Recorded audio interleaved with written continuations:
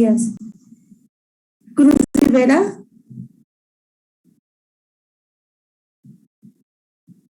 Cruz Rivera. Estrada Ketz. Presente. Fernández Vega. Presente. Flores Peralta. Presente. Gallegos Ruiz. Presente. García Rojas. Presente. Perdón. García Rojas. Presente. Gracias. González Hidalgo. Presente, buenos días. Buenos días. Hernández Morales.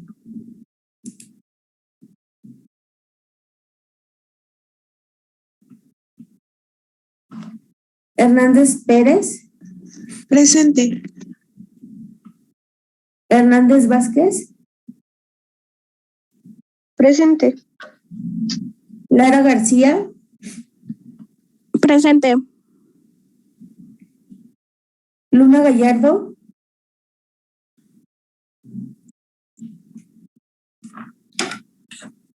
Maldonado Ferreira. Presente. Martínez Moreno. Buenos días, presente. Buenos días. Orihuela Andrade. Presente. Quesada Colunga. Presente. Ramírez Candia. Presente. Ramírez Chávez. Presente. Reséndiz de Nova. Presente. Rodríguez Ariano. Presente. Rodríguez Hernández. Presente. Rodríguez Telles. Presente, doctora, buenos días. Buenos días. Serraldo Hernández. Presente. Solano Marino. Presente. Suárez Zavala. Presente, profesora, buenos días. Buenos días. Temix Mendoza.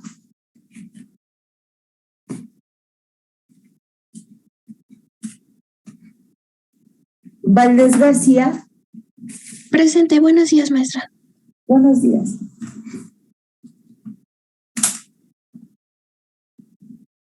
Victoria Valdés. Presente. Villanueva Martínez.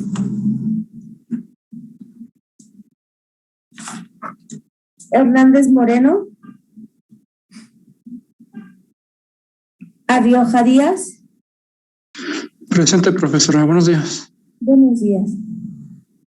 Cariño Gutiérrez. Presente, profesora.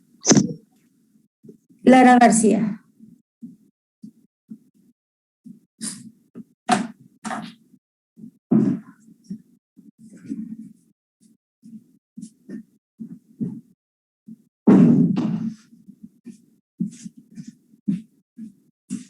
Listo, muchachos. Nuestro examen va a quedar programado para el día 8 de abril. ¿Ok? Entonces, la primera semana que entremos a clases, el viernes sería su primer parcial. Va a constar de aproximadamente unas 50, 70 preguntas. Van a contar con un tiempo estimado de 1 hora y media. Hay que llegar puntuales para el examen. Para el examen únicamente sacan pluma.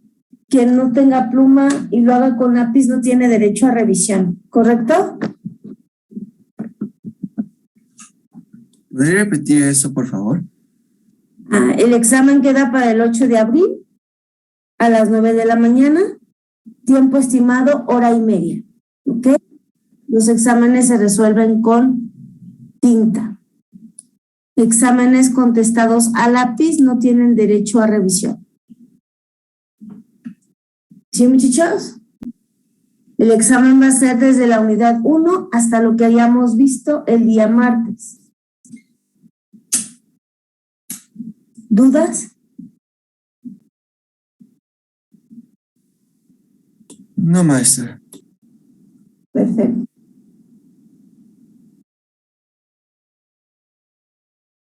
Entre 50 y yo creo que 80. ¿De qué? Disculpe, profesor, ¿el examen va a ser abierto? Bueno, ¿de preguntas abiertas o de preguntas de opción múltiple? Pues trae de todo, ¿eh? Opciones Ok. de correlación de columnas, opción, respuesta corta, esquemas. O puede ser que nada más les coloque una imagen y de ahí les haga un examen.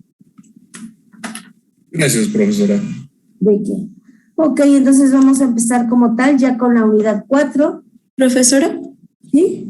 Disculpe, profesora, nos preguntábamos cómo se encuentra, porque creo que todavía se escucha un poco mal. ¿Cómo se siente? Muy bien. Muy bien. Muchas gracias. Disculpen por avisarles tan tarde. No, no pasa nada, no se preocupe, pero ¿se siente mejor? Sí, muchas gracias. Ok. Sí, maestra. Entonces, vamos a empezar con la clase de citoplasma. Bueno, el citoplasma también es conocido como hialoplasma, ¿ok? Más o menos el citoplasma va a estar formado por 75% de agua, ¿ok? Sales, iones, azúcares, ácidos grasos, nucleótidos. Todas esas moléculas las vamos a encontrar aquí en el hialoplasma o citoplasma. El citoplasma, como ustedes pueden observar en la imagen, pues es el componente más extenso de nuestra célula, ¿ok? Es ese medio acuoso de apariencia de consistencia viscosa en donde vamos a encontrar inmersas todas aquellas moléculas necesarias para el mantenimiento celular, ¿ok? El citoplasma lo vamos a encontrar entre el núcleo celular y la membrana plasmática, ¿ok? Todo esto que nosotros vemos entonces a la periferia del núcleo y al interior de la membrana plasmática lo vamos a llamar citoplasma, ¿ok? El citoplasma, todo este contenido acuoso, va a estar compuesto por el citosol y por los orgánulos citoplasmáticos, ¿ok? Es el sitio donde se van a llevar a cabo todas aquellas reacciones metabólicas. ¿Sí, muchachos? El citosol, aquí por ejemplo tenemos esta célula, la centrifugamos a 150,000 gravedades por segundo y vamos a obtener en nuestro tubo de Ensayo un pellet en donde vamos a encontrar ahí a todos los organelos membranosos se irían hasta el fondo y el sobrenadante, la fase líquida, sería el citosol, ¿ok? El citosol es esa fase soluble, es esa fase acuosa del citoplasma donde están excluidos los organelos, ¿ok? El citosol es donde vamos a tener a todas esas moléculas pequeñas, como iones grandes, como proteínas, formando una solución coloidal, ¿ok? Entonces esa sería la diferencia entre citoplasma y citosol. ¿Dudas hasta aquí? No. Ok. Entonces, el citosol quedamos que nada más es ese ambiente acuoso con esas moléculas pequeñas y grandes, excluyendo todos aquellos compartimentos membranosos, ¿ok? O aquellos organelos delimitados por una membrana. ¿Ok?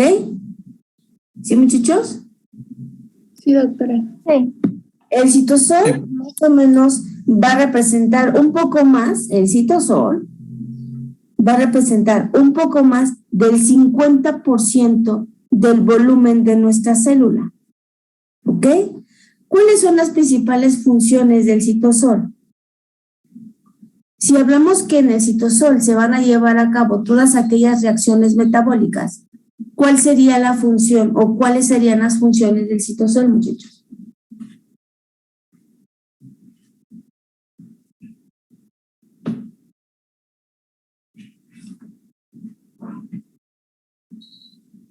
¿Cuáles serían? Díganme algunas funciones. Que ahí ocurre la glucólisis. La glucólisis, ¿qué más? Regularía el pH que se encuentra en las células para que no sean tan ácidas ni tan bases. Muy bien, ¿qué más?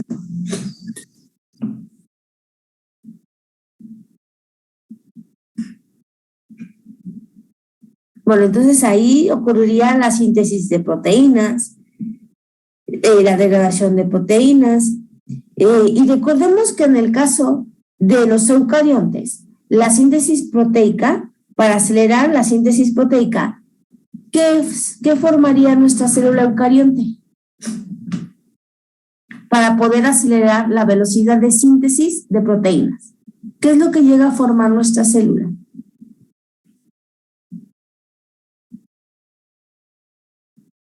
Porque la velocidad de síntesis proteica en una célula eucarionte es de 2 aminoácidos por segundo, mientras que en los procariontes es de 20 aminoácidos por segundo.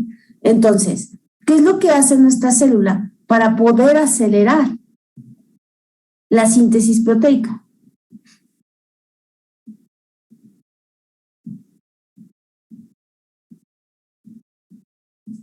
¿Forma enzimas? No. ¿Cómo se llama esa asociación de ribosomas para acelerar el proceso de síntesis proteica? Retículo endoplásmico. El retículo endoplásmico es el organelo que lleva a cabo la modificación de las proteínas. Pero, ¿qué es lo que hace nuestra célula?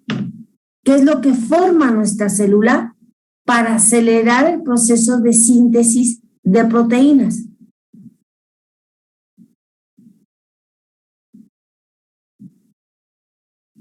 ¿Los polirribosomas? Exacto, los polirribosomas. Entonces, los ribosomas van a ser ese complejo, de ese conjunto de ribosomas, ¿verdad? Que van a estar sintetizando al mismo tiempo una sola molécula de RNA mensajero. Y con esto nuestra célula va a acelerar el proceso de síntesis proteica, ¿ok? Entonces, aquí en el citosol es donde se va a desarrollar todo el metabolismo celular, ¿ok? ¿Sí, muchachos? ¿De acuerdo, maestra? Sí.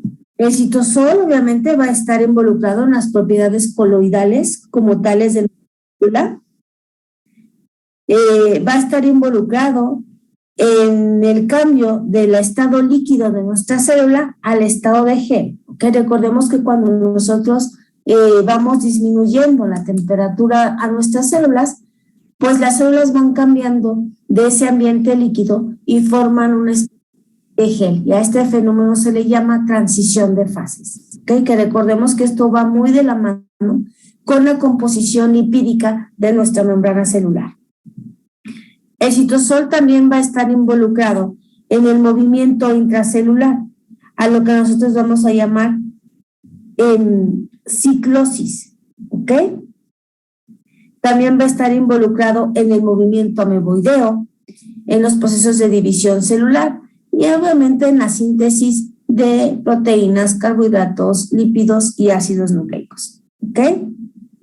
También va a estar involucrado en la síntesis de ATP, que recordemos que la síntesis de ATP es muy importante porque el ATP es la moneda de cambio de nuestra célula, ¿ok?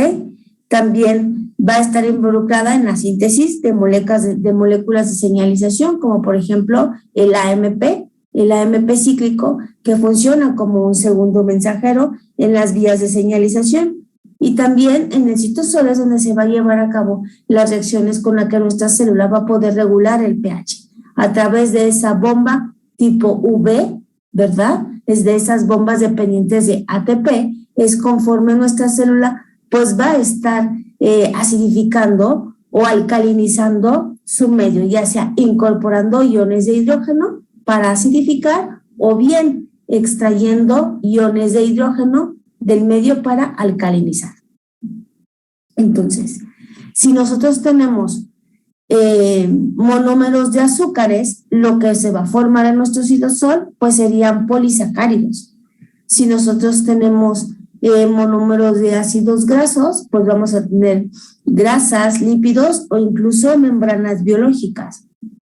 Si nosotros formamos un conjunto de aminoácidos, pues por medio del enlace peptídico vamos a obtener proteínas.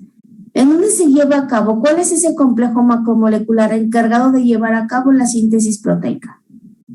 Es pregunta. ¿Puede volver a repetirla, por favor? ¿Cuál es el nombre del complejo macromolecular encargado de llevar a cabo la síntesis proteica?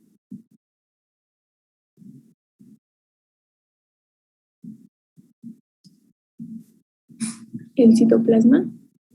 Tache. Complejo macromolecular. ¿Ribosoma? En el ribosoma, ¿ok? Y si nosotros tenemos monómeros de nucleótidos, un polinucleótido nos formaría un ácido nucleico. ¿Correcto, muchachos? De acuerdo. Entre citosol y citoplasma.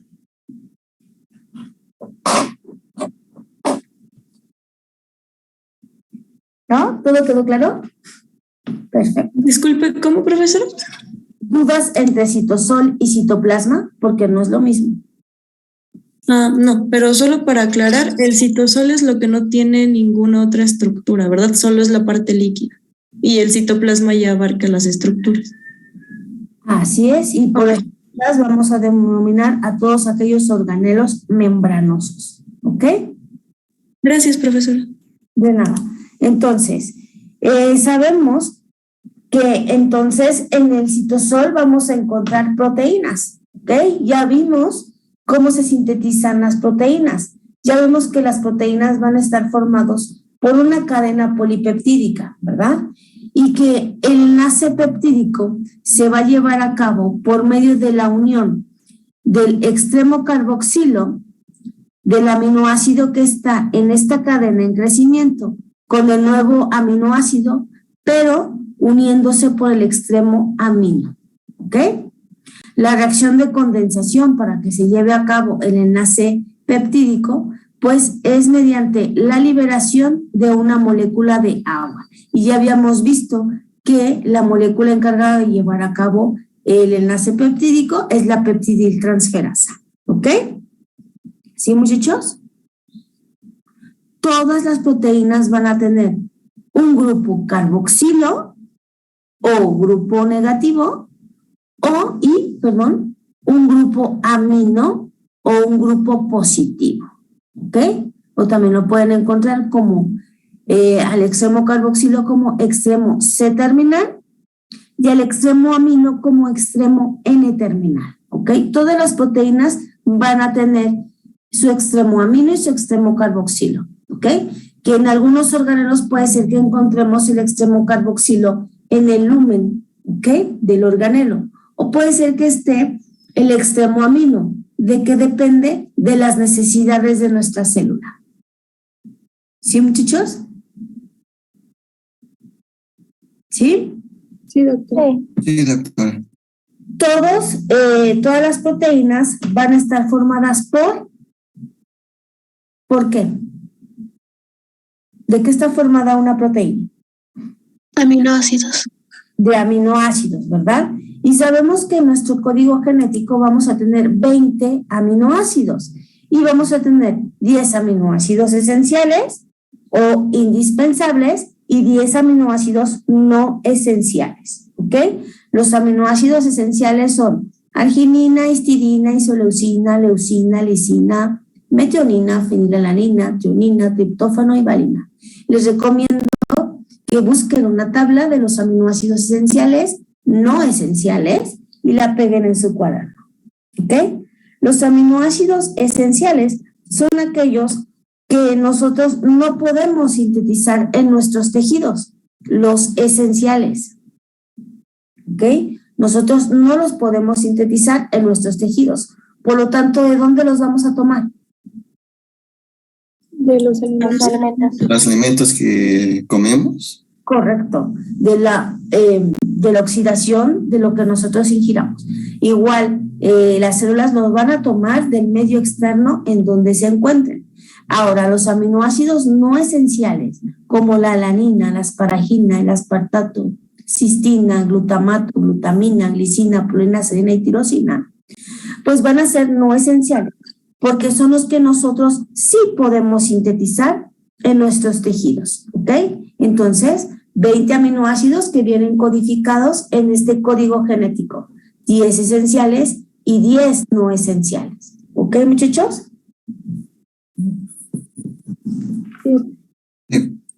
¿Sí? Ok.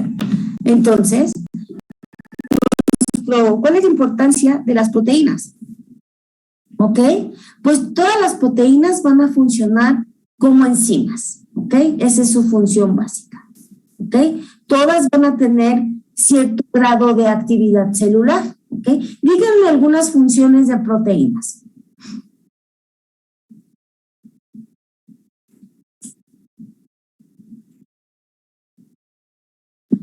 ¿De defensa?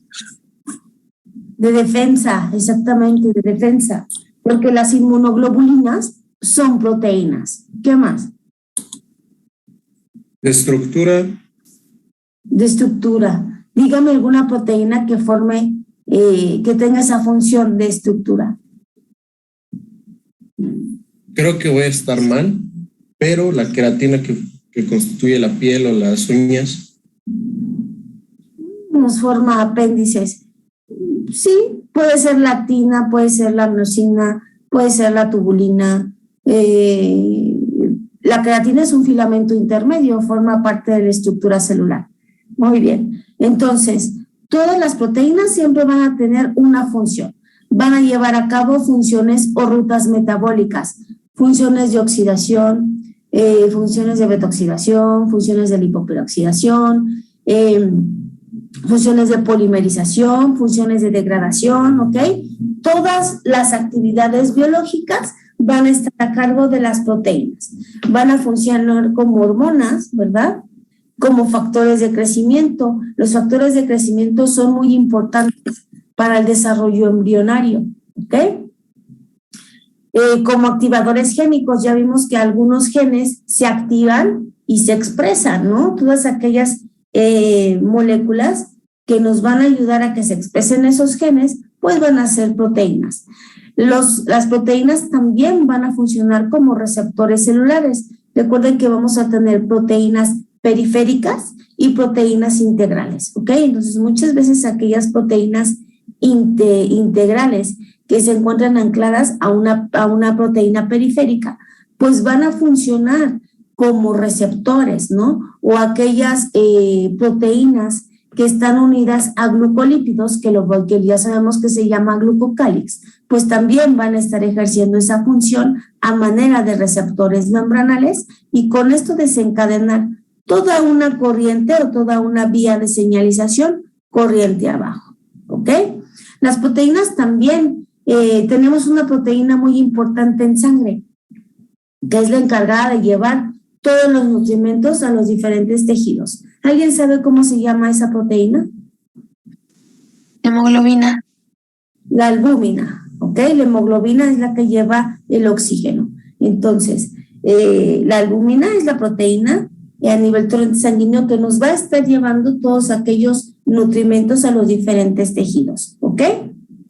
Y las toxinas que nos infectan a nosotros también son proteínas. Entonces, la proteína es una molécula o son de las moléculas más importantes para el buen funcionamiento celular. Otro elemento importante que lo vamos a encontrar en el citosol, pues serían los carbohidratos, ¿verdad? Los carbohidratos van a estar formados por monómeros de azúcar. Podemos tener azúcares sencillas, por ejemplo, como la glucosa. o podemos tener disacáridos, trisacáridos, tetrasacáridos o una molécula muy grande denominada polisacárido. Todas las moléculas de azúcares van a estar formadas por carbono, hidrógeno y oxígeno. Esta es la fórmula general de cualquier tipo de carbohidrato. Todos los carbohidratos, todos los polisacáridos se van a unir por un enlace covalente y vamos a tener cadenas cortas de hasta 10 unidades de monosacárido denominadas oligosacáridos, o podemos tener cadenas muy largas de más de 20 unidades de monosacárido que los vamos a llamar polisacáridos. ¿Ok? ¿Sí, muchachos? Sí, maestra. Sí. Sí. Vamos a tener dos tipos diferentes de azúcares. Vamos a tener aldosas y vamos a tener cetosas. ¿Qué diferencia le ven a las aldosas con respecto a las cetosas? La posición del grupo carboxilo. Este es carbonilo. Carbonilo, perdón. ¿Ok? Porque carboxilo sería COOH con el guión negativo. ¿Ok? Este es grupo carbonilo. ¿Ok? Entonces, en el caso de las aldosas, pues tendría su grupo carbonilo en un extremo. ¿Ok? O a este lo vamos a conocer como grupo aldehído. ¿Ok? Grupo aldehído, grupo carbonilo en el extremo. ¿Ok? ¿Sí, muchachos? Y las cetosas van a tener su grupo carbonilo en medio. ¿Ok? Y recuerden, el grupo carbonilo consiste en un átomo de carbono con un doble enlace a la molécula de oxígeno. ¿Ok? Todas estas azúcares, como las aldosas, ¿ok? Y como las cetosas, se van a unir por medio de un enlace glucosídico. ¿Ok? Entonces, todos los azúcares se van a unir por medio de un enlace glicosídico. Y para que se forme este enlace glucosídico, se tiene que llevar a cabo igual la liberación o la condensación de una molécula de agua. ¿Ok? Y para separar ambos azúcares, para llevar a cabo la hidrólisis de este enlace glucosídico, si hablamos de hidrólisis, entonces tendríamos que añadir una molécula de agua para que nuestro disacárido, nuestro tetrasacárido o cualquier polisacárido se pueda romper o degradar ese enlace glucosídico y tengamos monómeros de azúcar. ¿Ok? ¿Sí, muchachos? Sí. De acuerdo. Sí. Vamos a tener diferentes tipos de polisacáridos. Vamos a poder tener en nuestro citosol homopolisacáridos. Los homopolisacáridos son aquellos polisacáridos que van a estar formados por una sola molécula de azúcar. ¿Ok?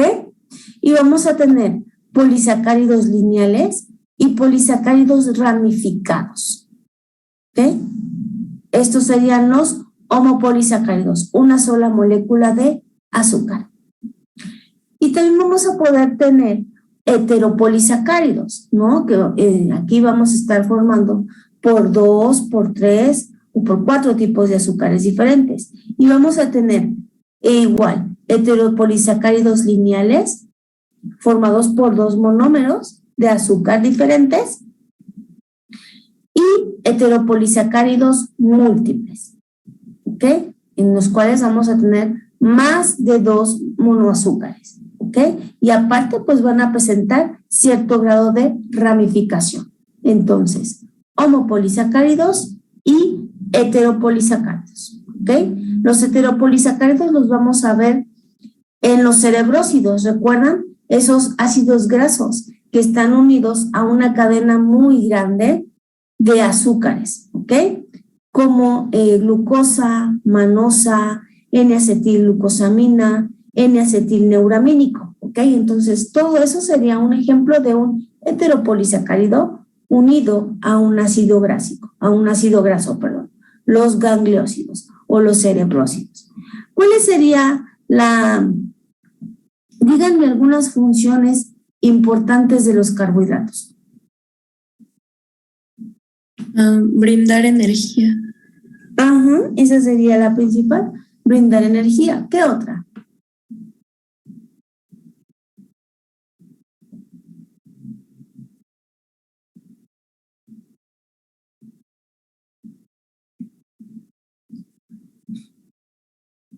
¿Qué otra? ¿De qué está hecho el glicocálix?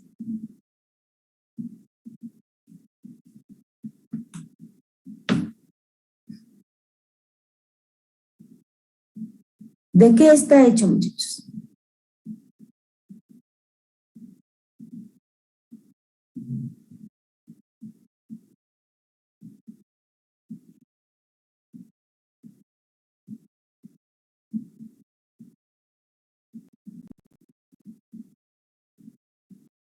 Se los acabo de mencionar.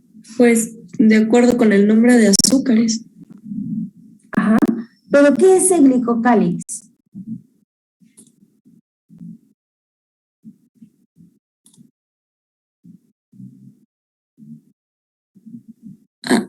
Probablemente estoy mal, pero era como vamos a llamarle complejo, que llamaba la atención de algo. Pues creo que, por ejemplo, con las toxinas, eso atraía a lo que se necesitaba para combatirlo, algo así. Entonces, el glicocálix, recuerden que era ese enmarañado que se iba a encontrar o que se encuentra en la membrana celular externa, ¿ok? Y que nos sirve como reconocimiento y que también le sirve a la célula para tener protección, ¿ok? Entonces, los carbohidratos nos van a estar formando ese glucocálix, ¿ok?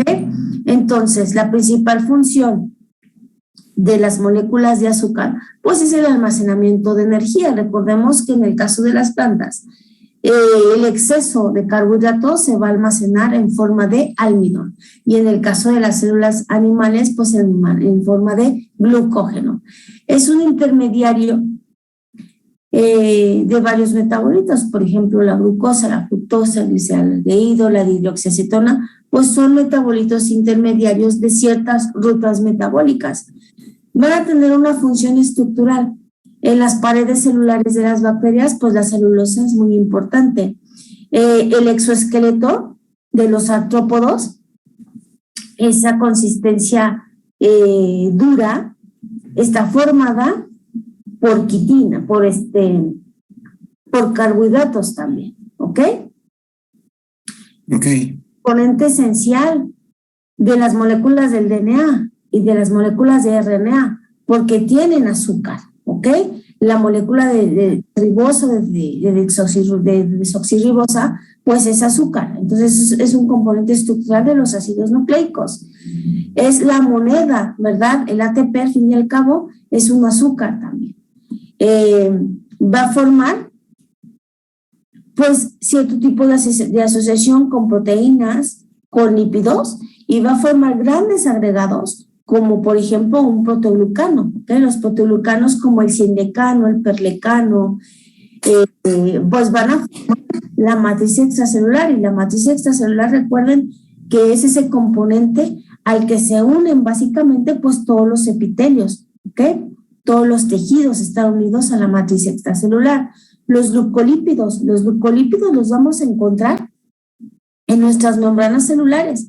Y los glucolípidos van a funcionar también o son una parte muy importante para las vías de señalización. Las glucoproteínas, por ejemplo, pues van a estar funcionando como receptores en la matriz extracelular. También van a estar formando el glucocálix como los glucolípidos, ¿ok?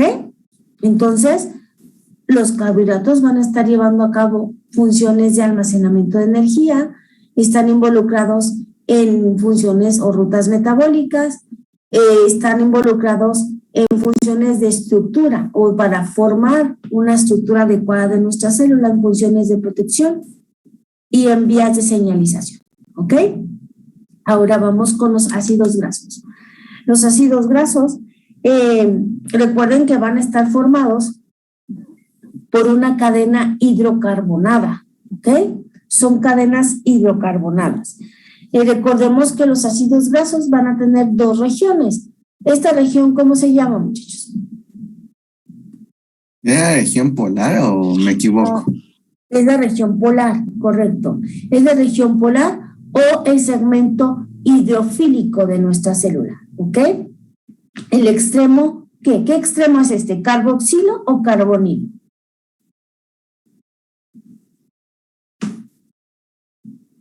Carboxilo. Carboxilo, ¿ok? Perfecto. Es carbono, oxígeno y oxígeno, ¿ok? Y nuestra carga negativa. Entonces, va a tener todos los ácidos grasos, desde el más pequeño hasta el más grande, van a tener un extremo hidrofílico o polar y un extremo hidrofóbico o no polar. De estos dos segmentos, ¿cuál es el que no tiene contacto con el agua? El hidrofóbico, exactamente. Entonces, el segmento hidrofóbico es ese segmento de los ácidos grasos que no van a tener contacto con el agua, ¿ok? O lo que van a hacer es formar esos grandes agregados para inhibir el contacto con el agua. Van a formar micelas o bien van a formar bicapas lipídicas o también pueden formar liposomas, ¿ok? Recordemos que estos ácidos grasos pueden ser saturados o pueden ser insaturados de acuerdo al número de dobles enlaces que presenten. ¿Sí, muchachos? Sí, maestra. En el citoplasma, nuestras células van a poder almacenar principalmente triacilgliceroles. Mencionamos que vamos a tener una clasificación de los ácidos grasos. Los clasificamos en ácidos grasos estructurales y ácidos grasos de almacenamiento. Denme un ejemplo de ácido graso estructural.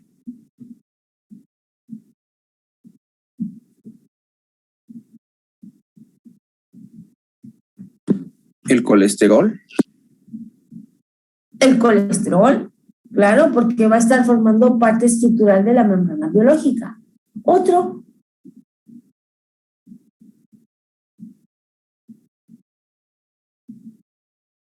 Esfingomielina. La esfingomielina, la fosfatidilcolina, la fosfatidilserina, la fosfatidiletolamina, ¿ok? Todos esos son ejemplos de ácidos grasos estructurales, ¿ok? Los ácidos grasos de almacenamiento pues van a ser los triacilgliceroles, ¿ok? Los triacilgliceroles se van a almacenar en nuestro citoplasma a manera de gotas lipídicas, ¿ok? ¿Sí, muchachos? ¿Y para qué nos sirven los triacilgliceroles? Pues básicamente para la reserva de energía, ¿ok? Triacilglicerol, recuerden que va a estar formado por 3 moléculas de ácido graso unidas a una molécula de glicerol. De ahí el nombre. ¿Ok? ¿Sí, muchachos? Ok, maestra. Las reservas más cortas de energía van a ser las de azúcar. ¿Ok? Y van a estar almacenadas en glucógeno. ¿Ok? Pero la grasa es un almacén de energía cuantitativamente más importante que el glucógeno. ¿Ok? ¿Por qué? Porque la grasa es un poquito, genera mayor cantidad de energía, por lo tanto es más eficiente para nuestra célula. ¿Ok? Aunque cueste un poquito más de trabajo oxidarla. Entonces, aquí tenemos nuestro cuadro.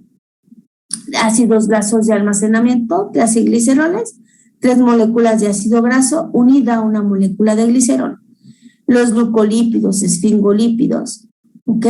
Todos estos van a ser lípidos, pero clasificados como estructurales. Ahora, díganme algunas funciones de los ácidos grasos.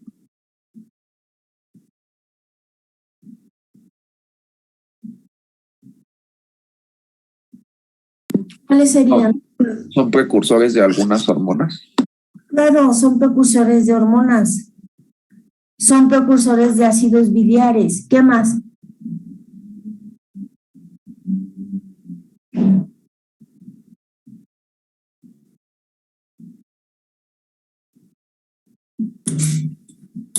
Creo que ya es una mención repetitiva, pero también sirven para, como usted ya había dicho anteriormente, almacenamiento de energía.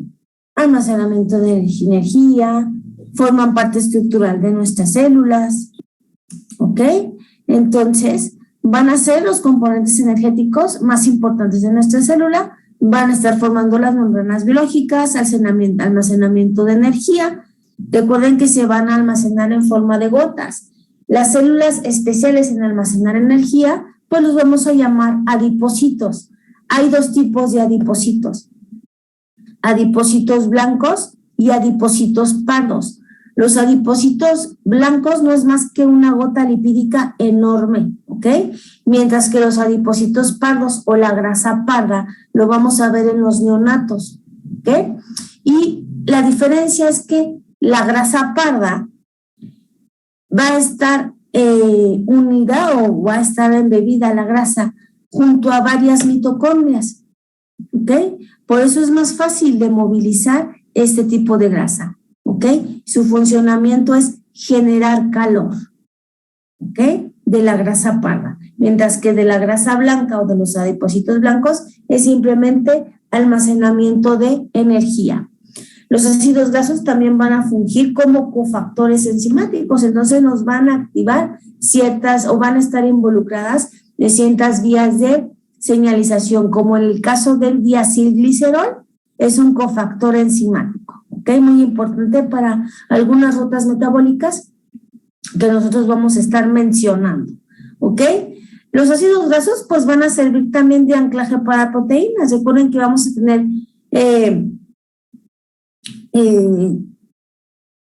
se me fue el nombre, vamos a tener lipoproteínas, ¿ok? Aquellas proteínas que van a estar ancladas a los lípidos estructurales de nuestras membranas biológicas, ¿ok? Y que nos van a servir también como receptores, ¿ok? Los vamos a encontrar también unidos a las chaperonas. ¿Para qué? Para tratar que las proteínas pues puedan regular su conformación o su forma estructural y con esto tengan una función adecuada. Van a ser precursores de múltiples hormonas, como la testosterona, los estrógenos, el cortisol, y van a servir también como agentes emulsionantes de grasas, como en el caso de la bilis. ¿Qué más? Los ácidos nucleicos. Díganme, ¿cuántos ácidos nucleicos tenemos?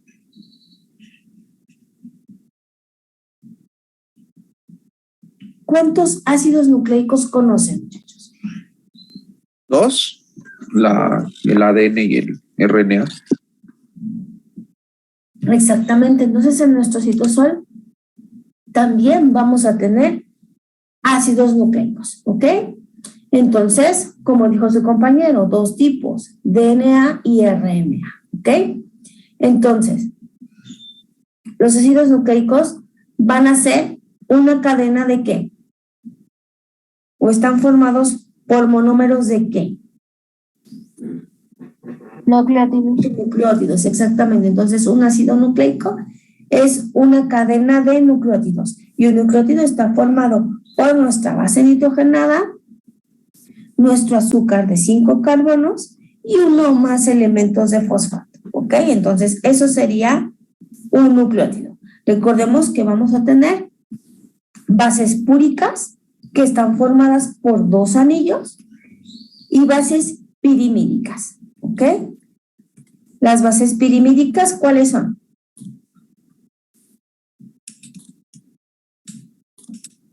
¿Cuáles son las bases pirimídicas? Guanina, citosina, timina y uracilo.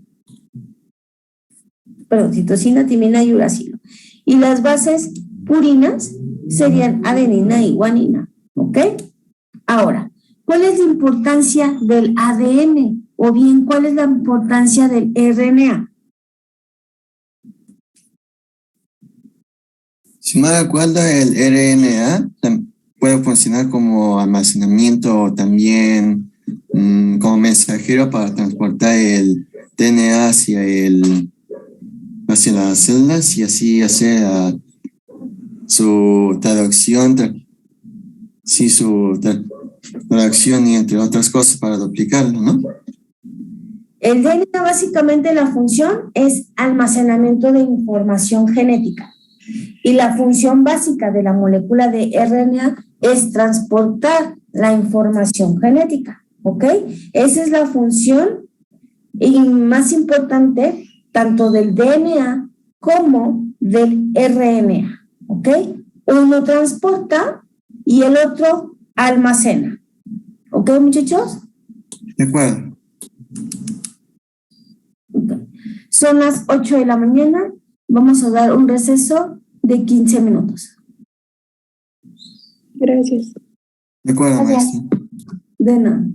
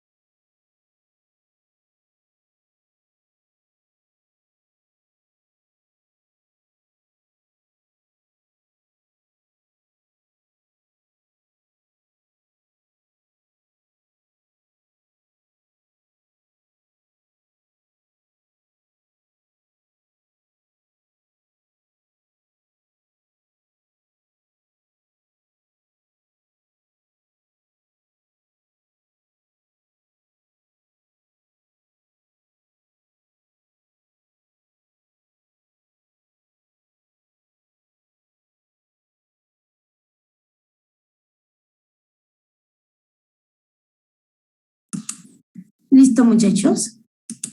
Entonces, habíamos mencionado que el citosol es una sustancia acuosa, ¿verdad? ¿Sí, muchachos? Sí, El citosol va a contener tanto soluciones verdaderas como soluciones coloidales. Esa es una de las características bioquímicas de nuestro citosol, ¿ok? Una solución verdadera es una solución, es una mezcla homogénea, ¿ok? Es una mezcla homogénea, una mezcla que se puede disolver bastante bien el soluto con el solvente, ¿ok? Generalmente en las soluciones verdaderas, pues el disolvente es el agua, ¿ok? Y se encuentra en mayor cantidad, ¿ok? Y el soluto en menor cantidad.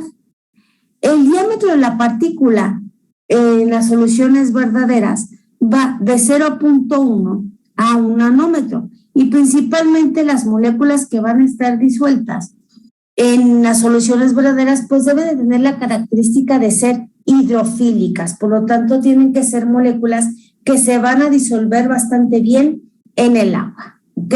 Como iones, diferentes tipos de iones y los azúcares, estas sustancias nos van a formar soluciones verdaderas.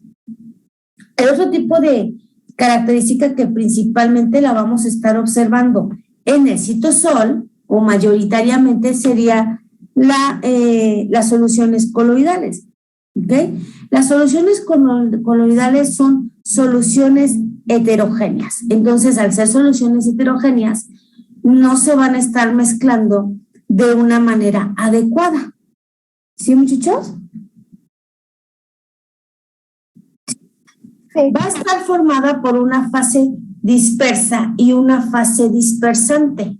A la parte homogénea de la solución coloidal la vamos a llamar fase dispersante. Y al conjunto de moléculas o de partículas que van a estar en contacto con esa fase dispersante la vamos a llamar fase dispersa. ¿Ok? Entonces, esta fase dispersa la vamos a encontrar contenida dentro de un líquido denominado medio de dispersión. ¿Sí, muchachos? Aquí el tamaño de la partícula es más grande.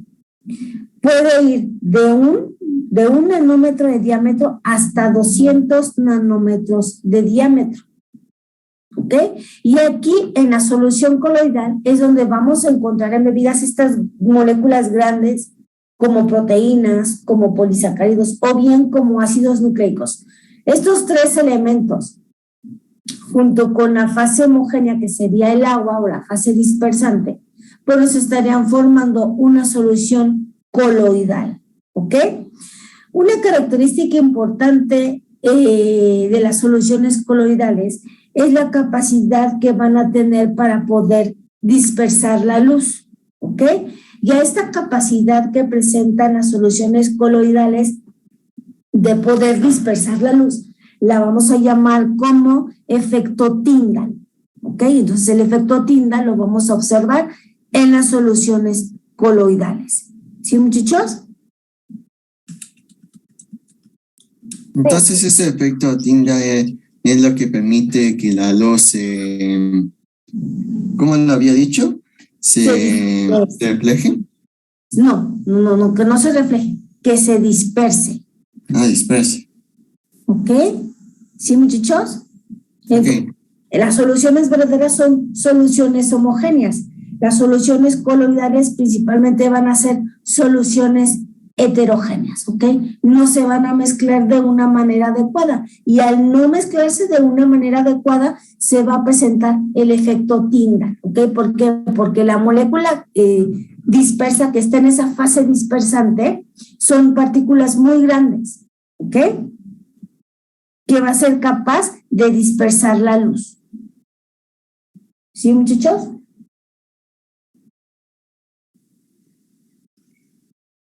Así es. Las soluciones verdaderas son homogéneas. Las soluciones coloidales son heterogéneas, ¿ok? Van a estar dispersas en una fase dispersante que va a tener la característica de ser homogénea, ¿ok? Su fase líquida es homogénea del coloide, pero la mezcla que formamos es heterogénea. ¿Sí, muchachos? Sí, maestra. Ok. Entonces, en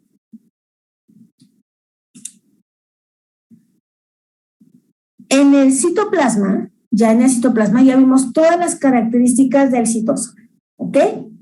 En el citoplasma, aquí vamos a encontrar a todos aquellos organelos, ¿verdad? A todos los organelos membranosos. Todos los organelos que vamos a ver en nuestra materia de biología celular, pues va a ser nuestro retículo endoplasmático, tanto rugoso como liso, ¿ok? El complejo de Golgi, mitocondrias, núcleo, lisosomas, peroxisomas, endosomas, ¿ok? Todos estos organelos membranosos los vamos a encontrar en el citoplasma, ¿ok? Ok. Ahora, en el citoplasma vamos a encontrar al citoesqueleto, ¿ok?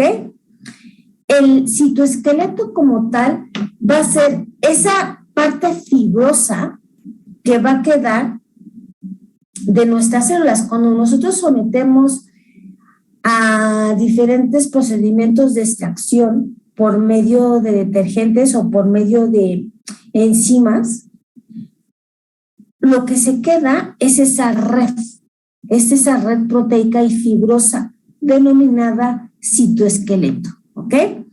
El citoesqueleto le va a dar a nuestras células esa conformación estructural. Le va a dar o le va a proveer a nuestra célula capacidad de movimiento, capacidad de división celular, capacidad de transporte de moléculas, capacidad de organizar a los organelos membranosos en cuanto al espacio en el citoplasma, ¿ok? Es la parte estructural de nuestra célula, el citoesqueleto. Y el citoesqueleto va a estar formado, como lo hemos mencionado, por 3 proteínas diferentes. En la parte que se encuentra por debajo de nuestra membrana celular, teñida de rojo, casi siempre pues vamos a encontrar a los filamentos delgados de actina, ¿ok? En el núcleo, ¿ok? O formando también la lámina nuclear, como por ejemplo sería la laminina, pues se encontrarían los filamentos intermedios, ¿ok? Que los filamentos intermedios también lo vamos a ver a todo lo largo de nuestra célula, ¿ok? Le va a proveer a nuestra célula resistencia. Y en coloración verde siempre nos van a marcar a los microtúbulos, ¿ok? Recuerden que los microtúbulos son muy importantes para que se lleve a cabo la transcitosis, para que se fijen todos los organelos, mitocondrias, aparato de Golgi, retículo endoplasmático, todos los elementos membranosos de nuestra célula, pues se van a estar fijando a los microtúbulos, ¿ok? Entonces, esos serían los 3 elementos importantes del citoesqueleto. Entonces, citosol es esa sustancia coloidal que va a tener embebida a las macromoléculas. Citoplasma, citosol, más organelos, y ahí vamos a encontrar también al citoesqueleto, ¿ok? ¿Sí, muchachos? Recordemos que también en el citoplasma pues vamos a encontrar gotas de almacenamiento, ¿verdad? Gotas que nos pueden estar almacenando azúcar o bien gotas que nos pueden estar almacenando ácidos grasos, ¿ok? Y todo esto lo vamos a ver en el citoplasma, ¿ok, muchachos? ¿Dudas con citoplasma y citosol?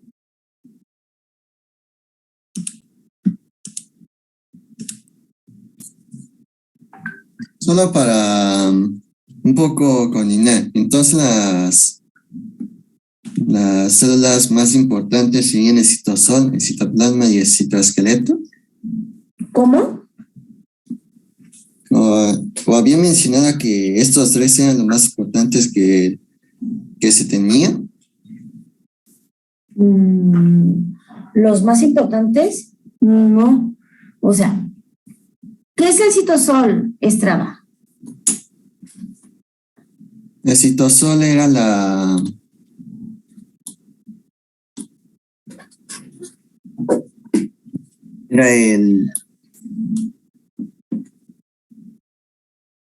era la sustancia acuosa que permitía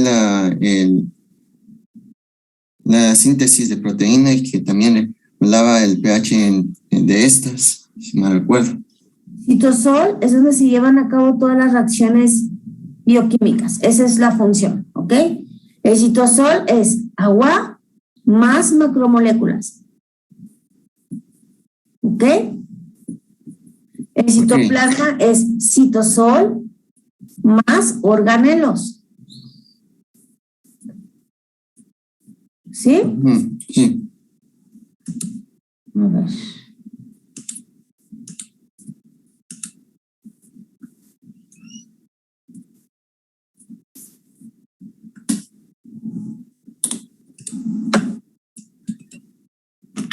Todo esto, Estrada, todo esto que está después de la envoltura nuclear y antes de la membrana plasmática, todo esto El citoplasma. es el citoplasma. Sí, creo que dijo que era la estructura más grande. Ajá. Es el compartimento más grande, ¿ok? ¿Por qué? Porque tiene organelos membranosos. Si nosotros centrifugamos una célula, ¿ok? Todo el líquido que quede en la superficie, porque por debajo, obviamente, por gradiente de densidad, quedarían todos los organelos porque pesan más, ¿correcto? Correcto. Todo el sobrenadante, el pellet que queda en tu tubo después de la centrifugación, el pellet serían los organelos. Toda la fase líquida sería el citosol, ¿ok? Esto es citosol y el pellet sería los organelos. Todo esto es citoplasma, ¿ok? Pero líquida es citosol. Agua más proteínas, más RNA, más ácidos grasos, más carbohidratos. Todo eso, todas las moléculas inorgánicas, todo eso es citoplasma. ¿Sí, Estrada? De acuerdo.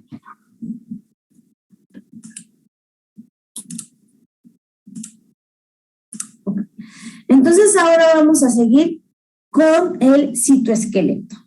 ¿Ok? Las células, muchachos, se tienen que organizar. Se tienen que organizar de manera espacial, ¿ok? En cualquier tipo de tejido, ¿ok? Todos los tejidos están formados por una asociación celular, ¿ok? Entonces, todas nuestras células se tienen que comunicar. Todas nuestras células tienen que tener su espacio. Todas nuestras células deben de tener esa habilidad de poder interaccionar mecánicamente con su entorno. ¿Ok? ¿Sí, muchachos? Entonces, esto se refiere a que el citoesqueleto le va a proporcionar a nuestra célula una morfología correcta, le va a proporcionar a nuestras células resistencia y le va a proporcionar a nuestras células una estructura adecuada. ¿Ok? La interacción mecánica de nuestras células con el medio ambiente, entonces, nuestra célula al interaccionar, pues debe de ser capaz de adoptar diferentes estados de forma, ¿ok? Debe de ser capaz de poder moverse, ¿ok? Nuestras células se tienen que mover a todo lo largo o en todo su trayecto de tejido conjuntivo. Nuestras células se tienen que mover, ¿para qué? Para poder especializarse, ¿ok? Este esta interacción mecánica de nuestras células con el medio interno también le va a permitir a nuestras células llevar a cabo un rearreglo en su interior, ¿ok? Para poder tener la habilidad de crecer, de dividirse o bien de adaptarse a cierto tipo de circunstancias cambiantes en el medio externo. ¿Ok, muchachos? ¿Sí? Sí. En eucariontes se van a desarrollar todas estas funciones espaciales y mecánicas en un grado muy elevado, ¿ok? Y todo esto va a depender de un sistema altamente filamentoso denominado citoesqueleto, ¿ok? ¿Sí, muchachos? Todas estas capacidades de dinamismo por parte de nuestras células nos la va a dar el citoesqueleto, ¿ok? El citoesqueleto, aquí tenemos a nuestra célula en este diagrama, es esa red insoluble, ¿ok? Que permanece en nuestras células aún después de que las células hayan sido sometidas a diferentes tipos de tratamientos o a diferentes tipos de detergentes iónicos. Es una red como tal de filamentos, ¿ok? De filamentos intermedios, ¿ok? Que van a estar distribuidos a todo lo largo y ancho de nuestra célula. Es una red de microtúbulos, ¿ok? Que como tal nos van a formar una estructura hueca. Y en estos microtúbulos se van a asociar todos los diferentes organelos de nuestras células. A través de los microtúbulos, por medio de sus proteínas motoras como las dineínas y las cinesinas, pues se van a estar desplazando todos los organelos que presenten membrana, ¿ok? Y los microfilamentos, ¿ok? Esos filamentos delgados de actina involucrados en la movilidad de nuestras células. Entonces, estos tres elementos nos van a formar esta red filamentosa proteica que se va a llamar citoesqueleto. A través de esta red filamentosa, pues las células, todas las diferentes células, van a poder optar por una conformación ya específica, ¿ok? Porque un miocito es muy diferente de una neurona, o bien una neurona es muy diferente de un hepatocito. Cada célula va a tener una forma, ¿ok? Cada célula va a tener su marco estructural que lo va a proveer el citoesqueleto. El citoesqueleto va a funcionar como andamiaje molecular, ¿ok? Va a ser un andamiaje molecular en el cual se van a fijar todas aquellas macromoléculas o todos aquellos organelos. Va a determinar también la posición y la forma de nuestras células, ¿ok? Va a organizar de manera general el citoplasma de nuestras células y le va a proveer a nuestra célula el movimiento. ¿Cuántos tipos de movimiento tienen nuestras células?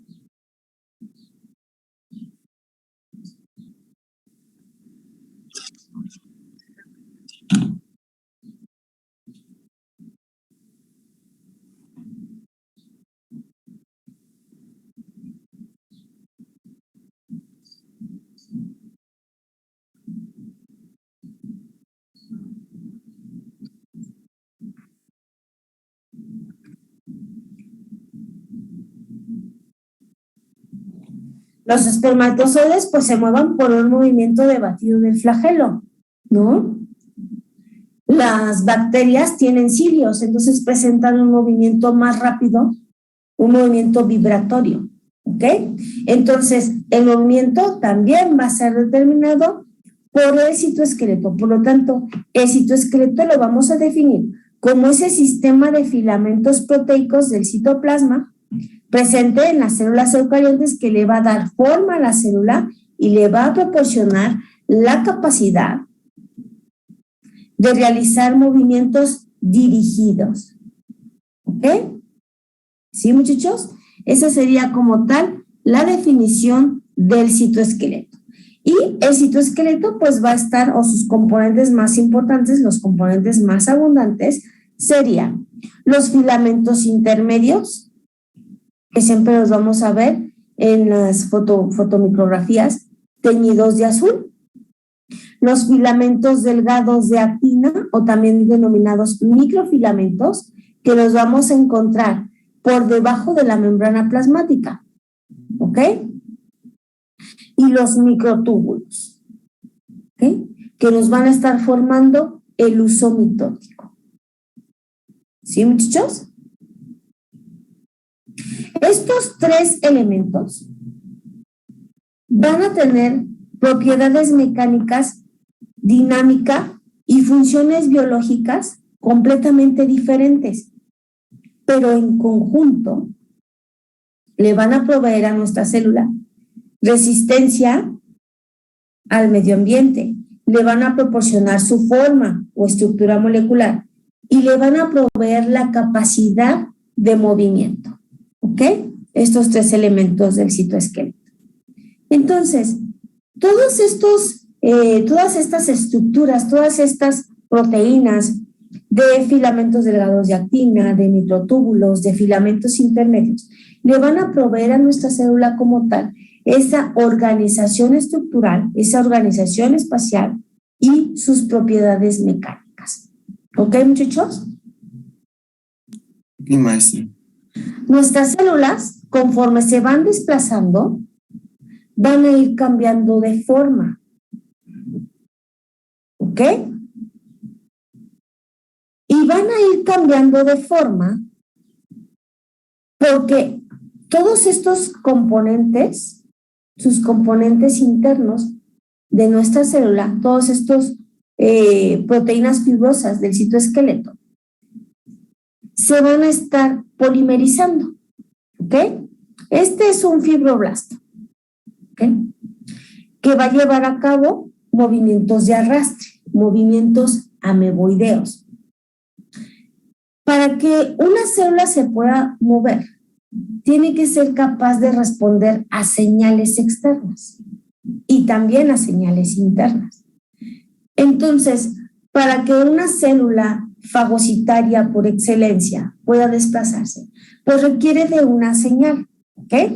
Y esa señal puede ser que se la mande, hablando de bacterias, en sus paredes celulares, pues tienen presente aminoácidos formilados. Entonces, cuando nuestros fibroblastos detectan esos aminoácidos formilados por medio de una señal quimiotáctica, pues rápidamente va a empezar a sintetizar o a polimerizar en ese extremo donde ha recibido la señal filamentos de actina, ¿ok? Hacia donde la célula reciba la señal, va a empezar rápidamente a sintetizar los filamentos de actina, ya sea a manera de filópodos o a manera de lamelópodos, ¿ok? Son las dos estructuras que llegan a formar nuestros filamentos delgados de actina. Una vez que ya ha polimerizado en el extremo apical nuestra célula, ¿okay? Que ya ha polimerizado los filamentos delgados de actina, se va a fijar a la superficie sólida, ¿okay? Generalmente nuestras células se van a adherir a la matriz extracelular por medio de unas proteínas de unión denominadas integrinas, ¿ok? Entonces se van a adherir a la superficie apical. En cuanto ya se ha unido a la superficie apical, justo en la parte posterior de nuestra célula, se va a llevar a cabo un proceso de contracción muscular. La proteína motora de la actina es la miosina tipo 2, ¿ok? Entonces, por medio de la contracción de la miosina tipo 2 en la parte posterior de nuestra célula, se va a desprender y con esto nuestra célula va a avanzar, ¿ok? Entonces, polimerización, adosamiento, contracción, avance. ¿Sí, muchachos? Sí, maestra. Ok. Cada elemento del citoesqueleto entonces va a tener una función muy diferente. Los filamentos de actina van a tener un diámetro de entre 5 a 9 nanómetros, en promedio 7 nanómetros. Los filamentos intermedios van a tener un diámetro de 10 nanómetros y los microtúbulos, como su nombre lo indica, pues van a ser los elementos más grandes. Entonces tendrían un diámetro de 25 nanómetros. ¿Ok? ¿Qué otras funciones presenta nuestro citoesqueleto? El armazón de la célula sostiene la membrana plasmática, porque recuerden que los filamentos delgados de actina los vamos a encontrar por debajo de la membrana plasmática. Incluso también los filamentos delgados de actina nos van a formar esas microvellosidades, le van a dar ese armazón a las microvellosidades de las células, por ejemplo, hablando de un enterocito. ¿Ok? Va a determinar la forma y la organización de nuestro citoplasma y va a dirigir el transporte interno de nuestros organelos. ¿Ok? ¿Qué otras funciones? Pues va a ser responsable de los movimientos en conjunto de nuestra célula, ya sea el movimiento ameboideo, ¿ok? Un movimiento contráctil, un movimiento vibratorio o un movimiento flagelar, movimiento de batido. ¿Ok? Esos son los 4 tipos de movimientos que se van a estar presentando. ¿Ok? O las 4 tipos de estructuras que nos van a estar formando nuestros elementos del citoesqueleto. ¿Ok? Entonces, todas las microvellosidades van a estar formadas por elementos del citoesqueleto. Los cilios, los flagelos, los pseudópodos, los lamelópodos van a estar formados, o bien su forma va a depender de los elementos del citoesqueleto. ¿Ok? ¿Sí, muchachos?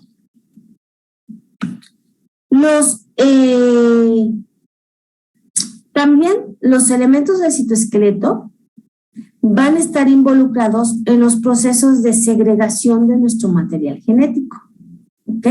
De segregación, porque recordemos que en todas estas fases de división celular, una vez que se ha duplicado nuestro material genético, pues nuestros cromosomas se tienen que separar. ¿Ok? Y se van a separar por medio de la formación del huso mitótico. ¿Ok? Y el huso mitótico está formado por microtúbulos. ¿Ok? Para que nuestra célula se pueda dividir, se tiene que formar el anillo contráctil. Y ya sabemos que el anillo contráctil va a estar formado de filamentos delgados de actina. ¿Ok? Entonces, gracias a la microscopía electrónica, ¿ok? Se pudo visualizar como tal los diferentes elementos que constituían el armazón de nuestra célula. ¿Ok? Entonces tenemos a los filamentos delgados de actina. ¿Ok? Estos filamentos delgados de actina nos van a conformar la superficie celular. Van a estar involucrados en funciones de locomoción celular. Promueve la citocinesis. ¿Ok? Esas serían algunas de las funciones de los filamentos delgados de actina. Los filamentos intermedios básicamente le van a proveer a nuestra célula resistencia al daño mecánico. ¿Ok? Los microtúbulos le van a determinar la posición de los organelos rodeados por membrana, va a dirigir el transporte celular y nos va a estar formando el huso mitótico. ¿Sí, muchachos? Sí, maestra. Ok. Entonces, los elementos del citoesqueleto, que ya sabemos que tienen propiedades diferentes y por lo tanto funciones diferentes, deben de presentar la habilidad de poder interaccionar, ¿ok?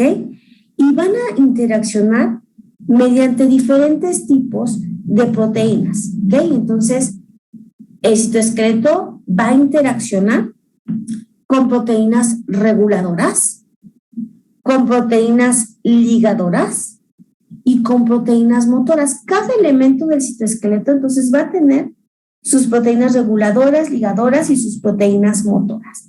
¿Ok? Estas proteínas asociadas a los elementos del citoesqueleto, de estas, las más importantes pues van a ser las proteínas motoras. ¿Ok? Estas proteínas motoras van a funcionar como máquinas moleculares que van a tener la habilidad de convertir la energía de hidrólisis del ATP en energía cinética. ¿Ok? Y con esto, pues van a tener la habilidad de poder movilizar organelos a todo lo largo de los filamentos, o bien mueve a los filamentos entre sí. ¿Ok? Esas serían las funciones de las proteínas motoras. Todas estas proteínas asociadas, reguladoras, ligadoras y motoras, van a unir a los filamentos entre sí y a otros componentes celulares. ¿Ok, muchachos? En conjunto, todos estos elementos del citoesqueleto, filamentos de actina, intermedios y microtúbulos, le van a proveer a nuestra célula estabilidad, porque las células deben de mantener una forma para poder llevar a cabo una función en específico. Le van a proporcionar también a nuestras células polaridad, ¿ok? Esto se refiere a que, como ya habíamos mencionado, clases anteriores, no todos los dominios que presenten en nuestra célula van a ser iguales, ¿ok? Porque cada dominio va a tener una función completamente diferente, ¿ok? Tal vez en el dominio apical es donde se lleve a cabo los procesos de absorción, ¿ok? ¿Sí, muchachos? Sabemos que vamos a tener en nuestras células dos dominios principalmente, apical y vasolateral en la parte inferior, y que el componente proteico de ambos dominios va a diferir, ¿ok? De acuerdo a los gradientes de concentración de nuestras moléculas. ¿Sí, muchachos? Sí. Entonces, aquí en la imagen inferior tenemos teñidos con verde nuestros microtúbulos, ¿ok? Los elementos más grandes del citoesqueleto, ¿ok? Los microtúbulos van a formar una estructura hueca, ¿ok? Los microtúbulos van a estar formados por 13 protofilamentos. Cada protofilamento va a estar formando por dímeros de tubulina alfa y beta, ¿ok? Los filamentos delgados de actina van a estar formando una doble hélice, ¿ok? Y siempre los vamos a encontrar por debajo de la membrana plasmática. Este va a estar formado por monómeros de actina, ¿ok? Y los filamentos intermedios van a estar formando o asemejan a una cuerda, ¿ok? Estos básicamente, los filamentos intermedios, se van a unir de manera lateral y también nos van a estar formando una especie de hélice. ¿Ok, muchachos? Sí, maestra. Entonces, las proteínas reguladoras, por lo regular lo que van a estar llevando a cabo son procesos de polimerización y despolimerización. Entonces, estarían involucradas en los procesos del movimiento, ¿verdad? En procesos del movimiento celular, principalmente movimiento ameboideo, porque cuando nuestras células se van a empezar a mover, rápidamente empiezan a polimerizar. Y si la bacteria se pasó del lado derecho, en el lado izquierdo empieza a haber una rápida despolimerización y rápidamente del lado derecho se empieza a polimerizar. Y toda esta función la va a llevar a cabo nuestras proteínas reguladoras, ¿ok? Las proteínas ligadoras, pues como tal, nos van a conectar a los filamentos entre sí, ¿ok? En un ejemplo, pues serían los filamentos intermedios, que lo que van a estar es uniéndose de manera lateral para formar una cuerda, ¿ok? Y las proteínas motoras, pues básicamente sirven procesos de contracción, como en el caso de la miosina tipo 2, que sirve para que se pueda contraer nuestra célula, pueda moverse, pueda haber cambios de forma, y también sirve para transportar macromoléculas y sobre todo organelos, ¿ok? Para ese proceso denominado transitosis. ¿Ok, chicos? ¿Sí? Sí. Ok. Entonces, hasta aquí la dejamos, muchachos. Nos vemos el próximo viernes. Y pues espero estén muy emocionados porque ya pronto nos vamos a ver, ¿ok? El próximo lunes. Estudien para su examen, que es el 8 de abril. ¿Ok, chicos? También iba a preguntar dos cosas y era de que nos mandará algo para saber en qué salón vamos a estar en presencial. ¿Nos vamos a comunicar? ¿Ustedes no lo tienen? No, como entramos a virtual, pues no sabemos en qué salón deberíamos estar.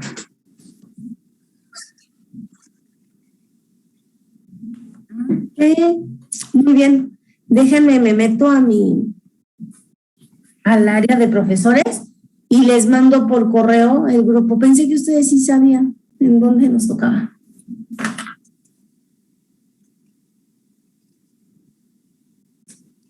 Ajá.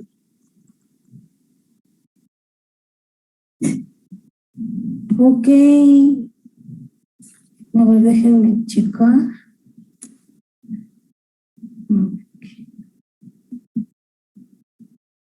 ¿Ya ubican bien los edificios? Más o menos. No. A nosotros casi siempre nos toca en el edificio 3.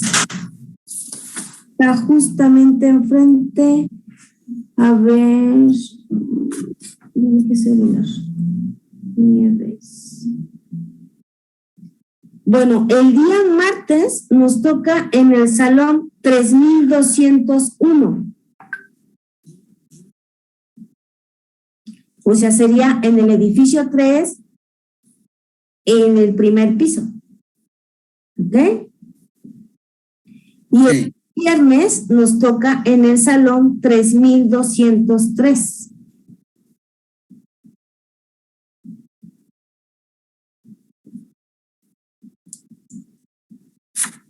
¿Ok, chicos? Sí. ¿Ya los anotaron? Una pregunta. Sí. ¿Es enfrente de la biblioteca? Bueno, o sea, ¿es a la altura de la biblioteca? Ajá, así es, en el primer piso. Ok, gracias. Primer piso. Ok, 3201. Ahí nos tocaría clase. 3201 el día martes y el día viernes en el 3203.